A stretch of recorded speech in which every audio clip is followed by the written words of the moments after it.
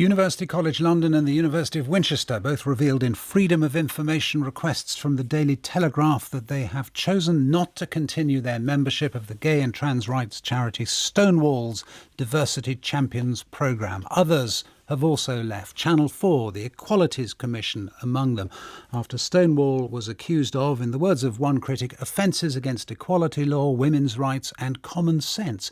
Is this real, or is it a reflection of a media campaign against Stonewall and against the rights of trans people in particular to live free of harassment? Stonewall turned down the opportunity to talk about these things, but we will be joined in a moment by someone who broadly supports them. And first by Simon Fanshawe, who is a co-founder of Stonewall, is now a diversity consultant and author of The Power of Difference. Mr. Fanshawe, good morning. Hello. What in your view has gone wrong?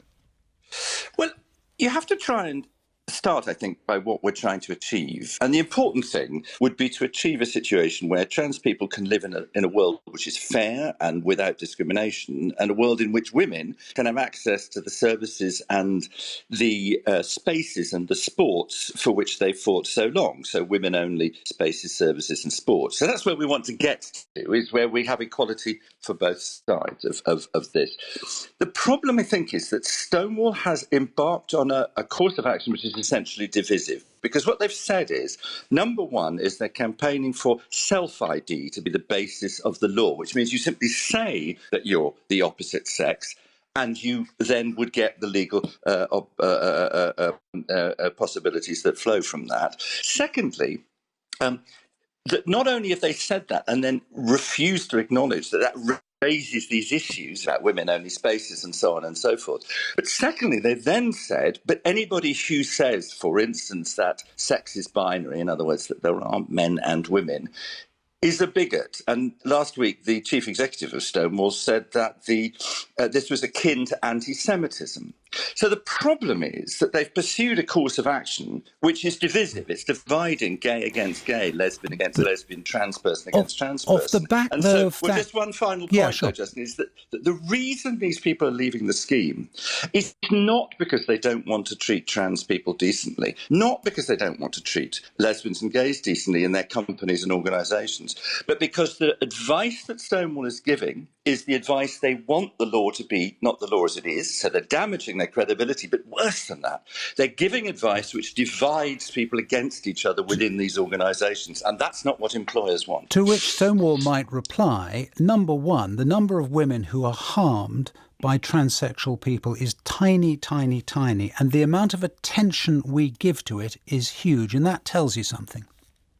No, that's not a good argument for two reasons. Number one is that we have safeguarding for children, not because all adult males are paedophiles or adult females are paedophiles. We have it because of the very small number of kids who need to be protected. So always safeguarding is about the worst situation, not the best situation. Secondly, I am not suggesting that trans people in all women's spaces are necessarily a harm to women. What I'm saying is there are implications to that. If you're a girl in sports and you were previously able to run or jump or whatever, and you were at the top of your group and your class, and you are then required to compete against somebody who has had all the advantages of male puberty and what that gives you in terms of musculature and athletic ability, you are immediately bumped down. So what this does, it disadvantages women. And the point is not, look, let's say I thought just briefly, Simon. Okay. So let's say I thought self-ID and the end of the women-only exemption and the Equality Act was a good idea. I would still, it seems to me, have to confront the fact that this raises issues, and I would have to discuss them reasonably and sensibly with other people so we can reach the best settlement for all. Simon Fanshawe, thank you. Let us turn to Benjamin Cohen, who is the Chief Executive Officer of Pink News, and as I say, broadly supportive of Stonewall, and are obviously a member of the group speaking for them. Good morning to you, Mr. Cohen. Hi, good morning. Just on the point about abolishing legal provisions for single-sex spaces, do you not accept that it is perfectly acceptable for women to campaign for those single-sex spaces and to say that those who have changed sex should not be in them? Well, firstly, thank you for having me on. It's obviously a delight that during Pride Month and the beginning of Pink News' Pride for All event, which happens today, which is about bringing together the LGBT community, the BBC has instead decided to have a debate with two different gay people talking about trans issues. And it's quite odd to have, I'm a cisgender man, I'm not transgender. Simon is also not transgender. You're not transgender. So once again, it's a debate about trans issues without a single trans voice. Hang on a second. Number one, you don't know anything about me. Number two, I asked you a question. Would you answer it? Sure, but I've made a statement. Is this a debate about trans issues with no trans voice? Yeah, you've made your statement. Now, could you answer the question? You made the statement, which is that the provisions around who gets access to single-sex spaces has changed. That hasn't changed. The Equality Act was passed in 2010. There's been no changes to that. Yeah, no, what I'm suggesting is that Stonewall would like to change it, and a lot of women are worried about that. Sorry, you just claimed that, but that's not actually true.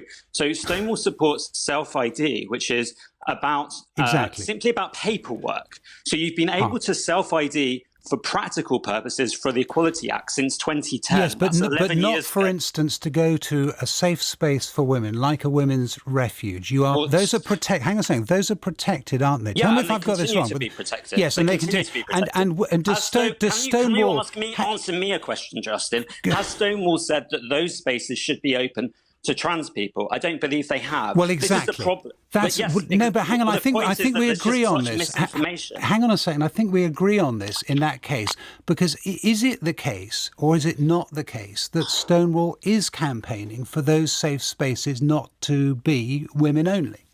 They aren't campaigning for that. That's just misinformation being spread by a homophobic and transphobic media, I'm afraid.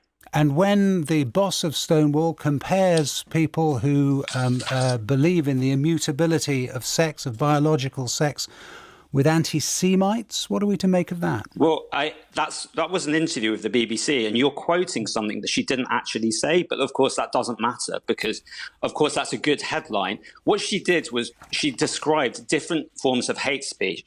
She described gender-critical views, which is the polite way of saying transphobia, anti-Semitism. No, it's not. It's not. Hang on a second. Gender-critical feminism is not a polite way of saying transphobia. You know that, and I know that. You just described it as. Sorry. Let me just clarify. I'm trying to answer the actual question which you said, which is that she compared it to anti-Semitism, but actually the quote on the BBC wasn't what you just quoted. Whether it's hang on a second. She said whether it's anti-Semitic beliefs, gender-critical beliefs, beliefs about disability, we have legal systems that are in place for people who are harmed by that. In other words, comparing. Is that true? Sorry, is that true? They are all protected by the Equality Act. No, I am someone who's a member of the LGBT plus community. I am Jewish, and I'm also someone who has a disability. That's the point, isn't it? If you discriminate against me on any of those bases, it's the same. It's as bad as each other. No, it's not about discrimination. It's about speech. I'm asking you the question. If you discriminate against me because I'm Jewish or because I'm gay, which is worse? Can you define which is worse? Justin? Benjamin Cohen, thanks for talking to us. We're out of time. And as I say, Stonewall could have come on but didn't.